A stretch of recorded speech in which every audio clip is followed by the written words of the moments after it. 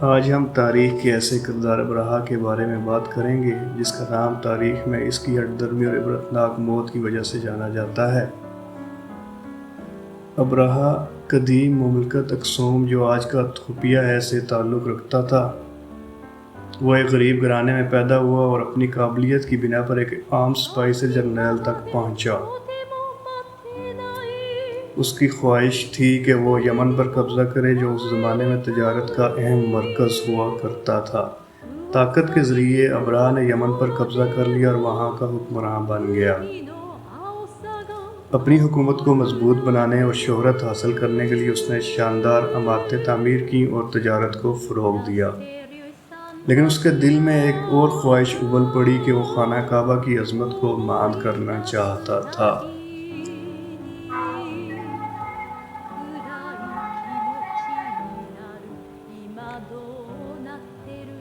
ابرہہ نے اپنے غرور اور شہرت کی طلب میں یمن کے شہر صنعاء میں ایک عظیم الشان کلیسا الکلیس تعمیر کروایا۔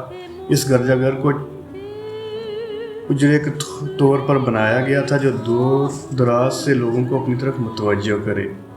وہ جانتا تھا کہ خانہ کعبہ میں جانے والے زائرین کو اپنی طرف موڑ کر بے تحاشا دولت اور تجارت حاصل کر لے گا۔ لیکن اس کا یہ منصوبہ اس کے خلاف ہو گیا۔ عرب لوگ جو کعبہ سے والہانہ عقیدت رکھتے تھے انہوں نے اس کی یہ خواہش سنگین جرم سمجھا۔ الکلیس کی طرف زائرین کو موڑنے کے ارادے کی خبر سن کر عرب قبائل میں غم و غصہ کی لہر دوڑ گئی اور انہوں نے اس کی مخالفت کا اعلان کر دیا۔ جب ایک شخص نے الکلیس کی بے حرمتی کی تو ابرہہ کا غصہ اور بھی بڑھ گیا اور اس نے معاذ اللہ کعبہ کو گرانے اور عرب مزاحمت کو کچلنے کی ٹھان لی۔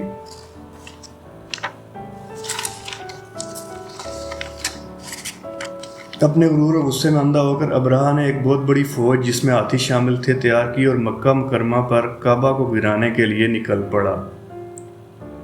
یہ فوج اپنی طاقت پر پر اعتماد اور لیڈر کی گمراہ کن خواہش پر بدلے کی آگ میں جل رہی تھی۔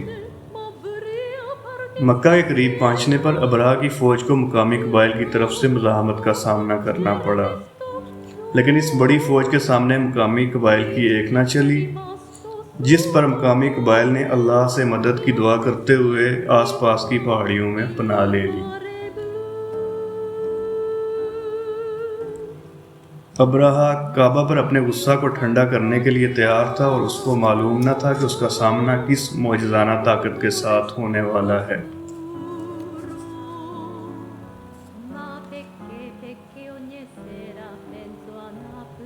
جیسے ہی ابرہہ کی فوج مکہ کی سرحد پر پہنچی تو پرندوں کا ایک غول جن کو ابابیل کہتے ہیں آسمان پر نمودار ہوا۔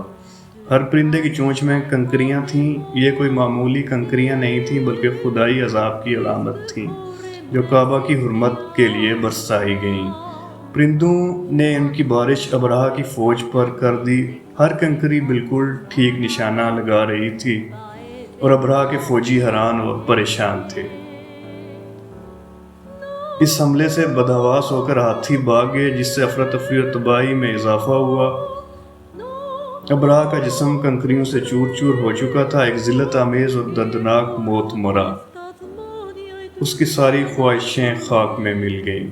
یہ واقعہ عام الفیل کے نام سے جانا جاتا ہے اور قرآن مجید کی سورۃ فیل کے نام سے بیان ہوا ہے جو اللہ کی طاقت اور کعبہ کی حفاظت کا ثبوت ہے۔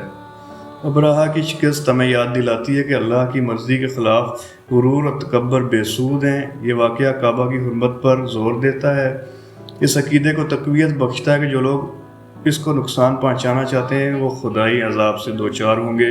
یہ واقعہ دنیا بھر کے مسلمانوں کے دلوں میں زندہ رہتا ہے اور ان کے ایمان کو مضبوط کرتا ہے کہ اللہ اسلام کی حفاظت کرے گا۔